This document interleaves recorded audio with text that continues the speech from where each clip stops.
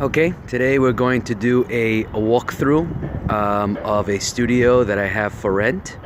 The rental is $15.95. It includes all utilities. That is the electric, gas, air conditioning. It has a multi-split unit and 200 megabits per second Wi-Fi. Right now I'm outside. This is one of the side streets. You can see that it's relatively a nice, calm neighborhood. On the opposite side as well, you see, we're situated approximately in the middle of the block. This is the exterior of the property, and just going to go out and show you a little bit more. The panoramic windows is the apartment that's the one that contains the studio. Give me 1 second, let's get a better angle.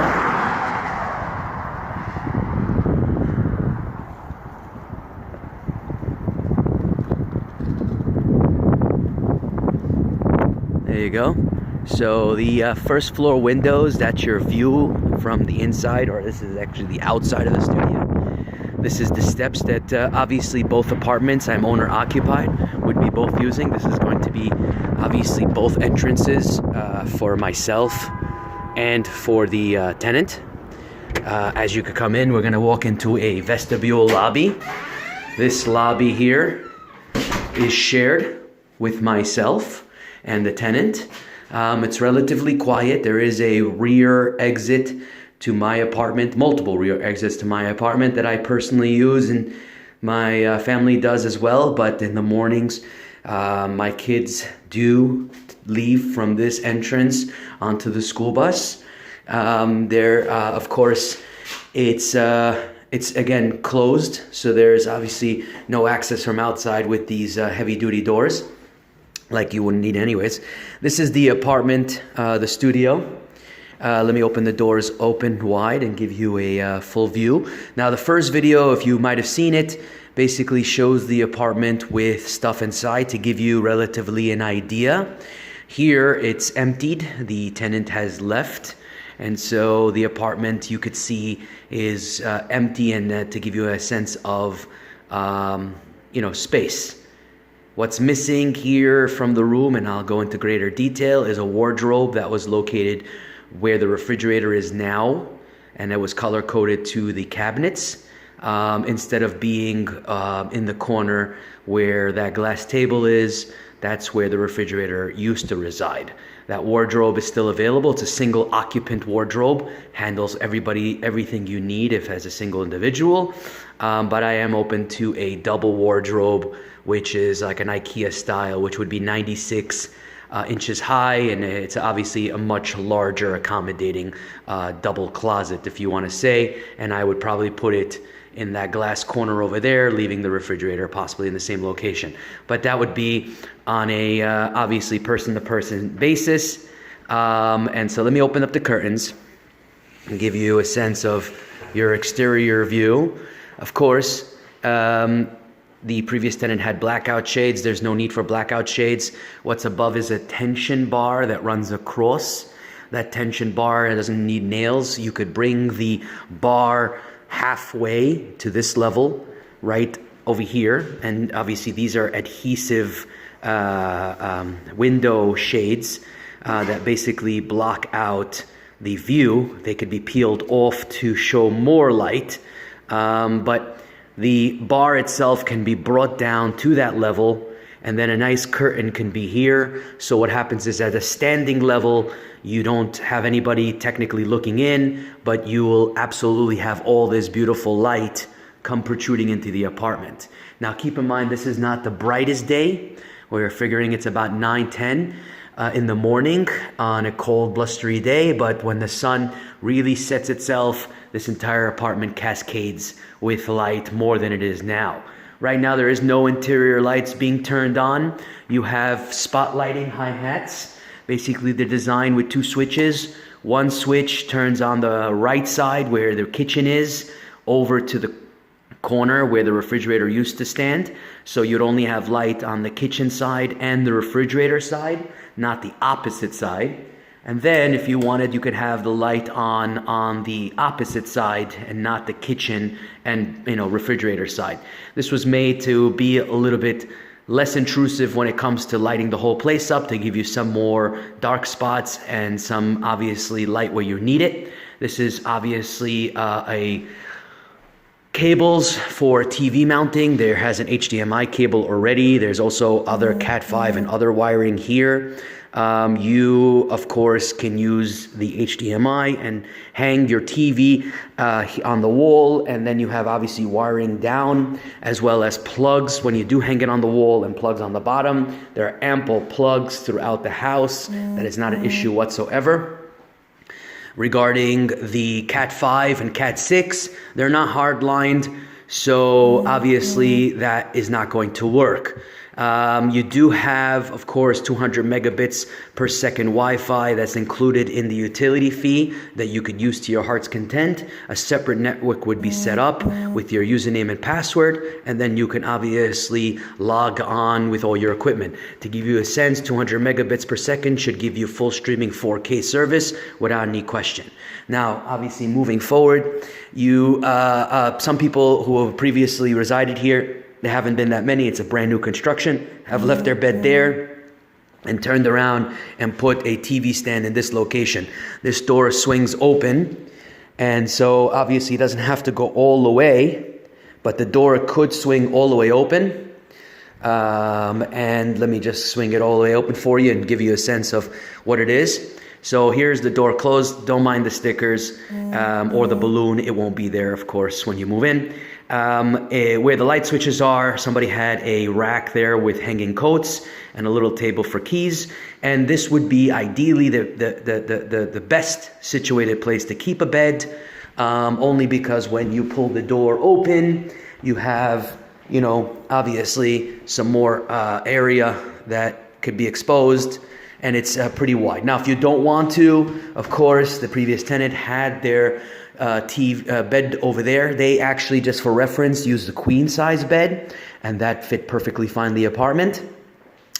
As you walk by over here, you'll notice that the person left a little circular table and one chair. I guess she used the chair for the computer, and when she wasn't on the computer, she used it for the table. Of course, it can accommodate more than one chair. It could probably accommodate easily 4 chairs, or definitely 2 chairs. And the computer table, of course, was left, and that is brand new in pristine condition, and that could be used as a computer desk. Now, you don't have to leave it there.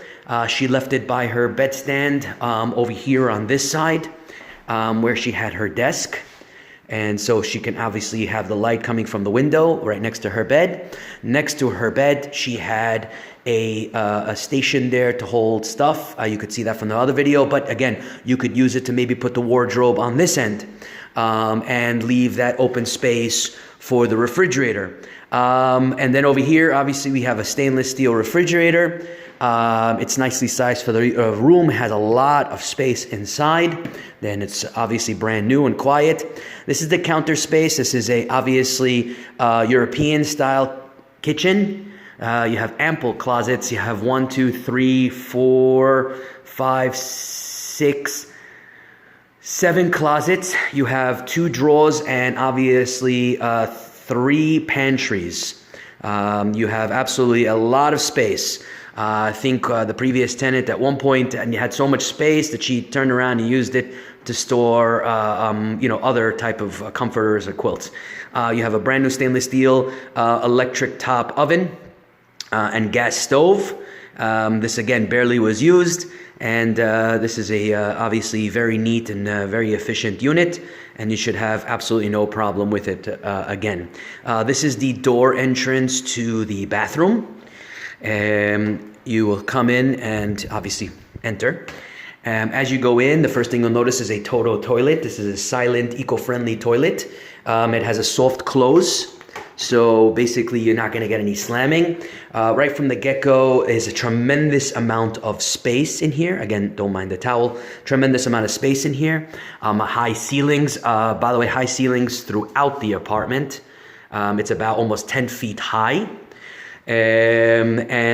You'll see here, this is a Carrara Italian porcelain lined floor to ceiling tiling. You'll first look here and the light switches will get it up and running. You have a fan. Of course, you have more than just one fan. You have a light that turns on in the shower and a fan, since obviously you want light maybe just in the shower and then the fan taking in all the heat and all the exposure. Of course, you have a very nice window again that you could open up, and you could technically have some portion open, and you don't have any issues with privacy because you are high off the ground and it's on inside the area of the property. The next, you have a separate light that turns on for the other half of the bathroom, over the toilet and over the sink. The sink is oval. You have water protruding coming out of the walls. It's basically not only functional but very elegant. You have a convenient plug for all your needs.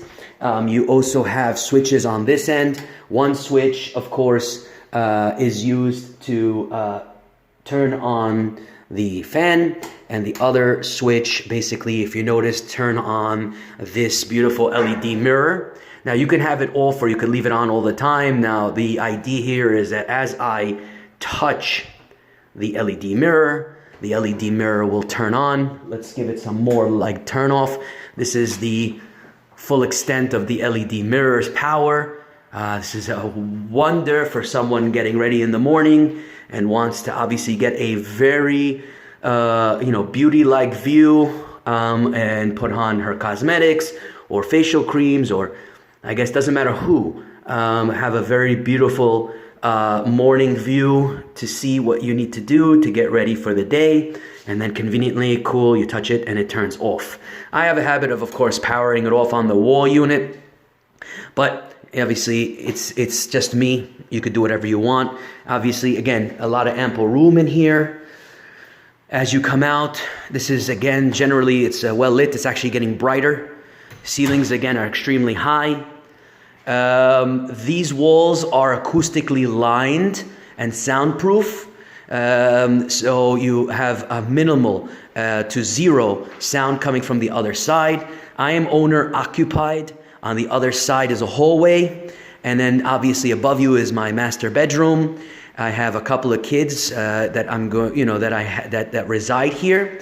They're very well respecting, but again, kids will be kids, so there will be some little noise that might happen.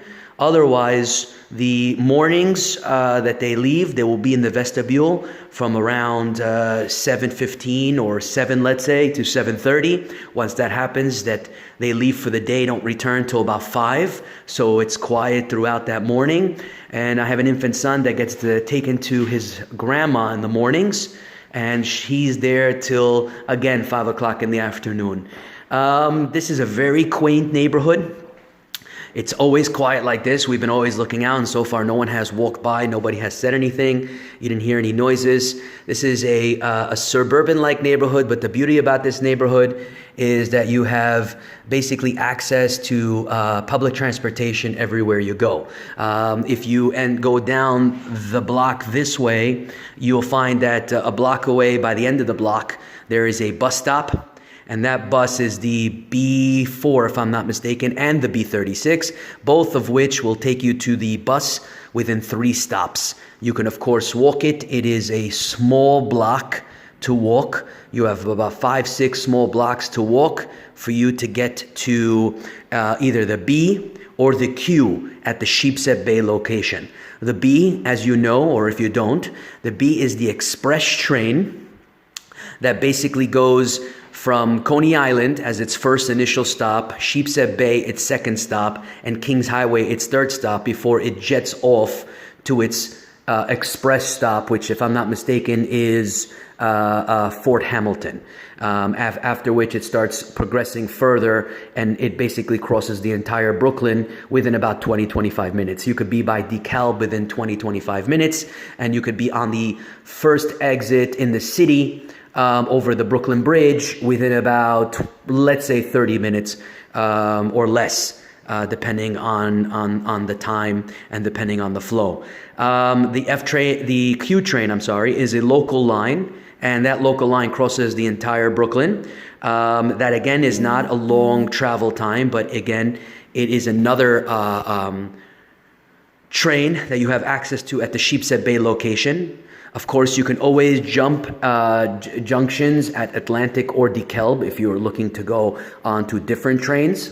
Now, if you decide you want to walk basically towards this route, okay, then you could access the F train. My wife goes on the F train every morning to Carroll Gardens, door to door. It's about 30 minutes. I'm thinking it's just a train, but it could be walking and the train. It could be 30 minutes. She takes the F train. It's a little bit further of a walk, but again, it's another opportunity just in case you never know with train stations. Those are the thing. Of course, there's ample bus stops that I could go on and on with. If you decide that you want to take a leisure walk heading more south towards this way, there is an avenue called Ocean Parkway that runs across Coney Island all the way to Prospect Expressway. It's tree-lined. It has a bench where you could sit, read calmly. And if you do decide to walk down the southern end, basically you'll end up about 7 blocks away. You'll end up by the famous Coney Island Beach, right by Luna Park, where you have a lot of eateries. You have a lot of places to unwind and relax on the beachy sand. You also have, Sugar. You have Grimaldi's, if they're still open. You also have the Brooklyn Aquarium. There, of course, is a library and the DMV in that direction. If you decide you want to turn around and head this way instead, let's say towards this, direction, and at about 15-minute walk, obviously a little bit past the Sheepshead Bay exit, Sheepshead Bay train station, you'll end up at the Sheepshead Bay itself, which is known for having boats come in and for casino boats, party boats, fishing boats, and other obviously entertainment, boating outings that they have there. It's an oceanfront with a beautiful bay, and there's a lot of eateries. So you'll have a fusion of Turkish, Middle Eastern, Asian, some Greek, some Russian influence during the summers and the warmer times.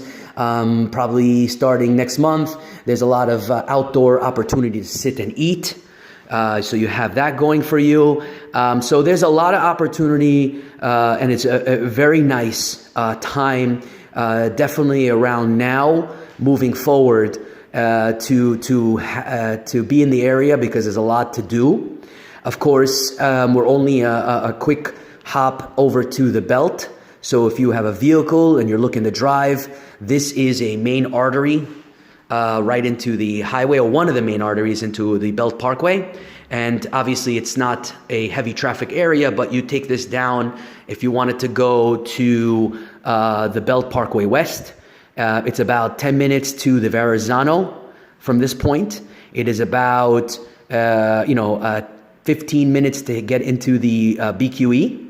And then from the BQE, give you an example here, you're about from here to the Brooklyn Battery Tunnel within about 25 minutes.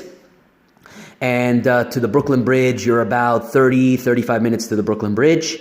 I used to drive to the city about 8 years. And of course, I had the luxury of having HOV, but I drove to the city for 8 years, and I used to get to around 2 blocks from the Empire State Building within about 40 to 50 minutes, maybe max an hour, because the easy part was getting to the exit. Crossing the city was the time-consuming part. So that's on the west, the Belt Parkway West. Going the continuing on the Belt Parkway West. Of course, the Brooklyn Army Terminal, if you need to know, is about, again, 20 minutes away. So with Amazon and other businesses opening in that area, let's say by Sunset Park or Red Hook or by the Brooklyn Army Terminal, this is a very quick drive there. And it's a very convenient and a great place to be close to if that's your work area. There's also Wegmans in that direction. There's IKEA, Costco, and Fairway, which again, from here to there, it's less than 30 minutes. And that's on the west side. Of course, there are shopping areas within the neighborhood here. One of the big ones is Stop and Shop, which is approximately from where I'm at. It's again, about 8-9 block walk. So if you have a little grandma cart, then you should be great grabbing that. If you come off the train, of course, it's only 2-3 blocks. So if you need to grab provisions, there's a Turkish food market that has wonderful exotic fruits and vegetables and regular vegetables, of course. In addition, they have a supermarket that I told you to Stop and Shop, which is 3 blocks from the train station, bagels and other opportunities to pick up food to bring home if you're walking and about, and if you're in a vehicle. It's again, another great opportunity that's in the area. Going again back to the belt, going east now towards Long Island, Far Rockaway. Basically, it's about 15 minutes with no traffic to get to the JFK area. Let's say 15-20 minutes to be safe. To the Van Wyck, it's about 20-25 minutes to get to the Van Wyck. And to give you that sense of what's happening here. The area, again, without saying, here we go. Last I'm going to say before we go on, there has been maybe 2 individuals that I've seen since I've been talking to you guys, and there's been 2 vehicles. 3 vehicles. The last I'm going to say is that at night, it's a very extremely safe neighborhood. I have a very nice advantage. I have a street lamp that is situated across the street. It keeps the area well lit. It's non-intrusive, but well lit. So walking back and forth is not an issue. In addition, there are exterior lights that are there to illuminate your path. But again, as far as any issues around the neighborhood, crime or anything like that, we have none. Everybody here is married, young couples, older couples, of course. There are kids in the neighborhood that go to schools in the area, and so generally it's a very calming atmosphere. If you'd like what you've seen, or you want to see a little bit more, or want to know any other questions, please don't hesitate to ask. Thank you very much, and have a wonderful day.